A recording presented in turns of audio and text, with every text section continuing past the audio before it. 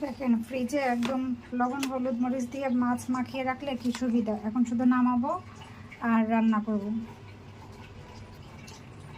আর লবণ হলুদ দিয়ে মাছ মাখিয়ে রাখলে না এগুলো তাড়াতাড়ি ছুটে যায়। এই যে লবণে মাছ বেশি আটকায় না, একটু ইয়ে করলেই না 10 মিনিট বাহিরে রাখলেই ছুটে যায়।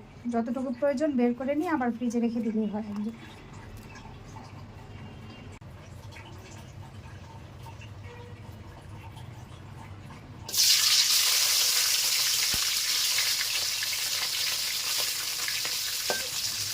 হ্যালো ভিউয়ার্স, আসসালামু আলাইকুম। কেমন আছেন আপনারা সবাই? আলহামদুলিল্লাহ আমি ভালো আছি।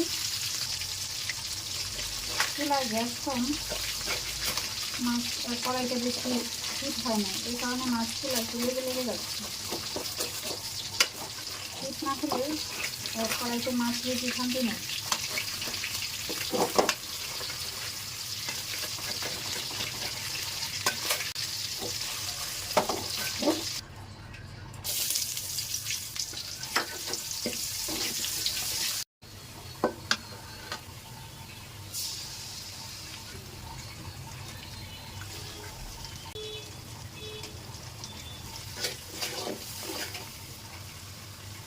মশলাটা কষানো হয়ে গেছে, এখন সবজিগুলো দিয়ে দেবো। এখানে আলু আর পটল একসঙ্গে কেটে দিয়ে পরিষ্কার করে রেখেছি। এখন এগুলো সব কিছুক্ষণ কষিয়ে নেব।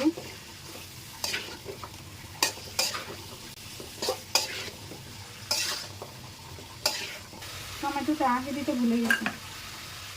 এখনকার টমেটো কষানোর মধ্যে দিয়ে দিলে টমেটোটা গললে একটু ভালো হয়। শক্ত শক্ত থাকে টমেটো, একদম গলে নরম হয়ে যায় না।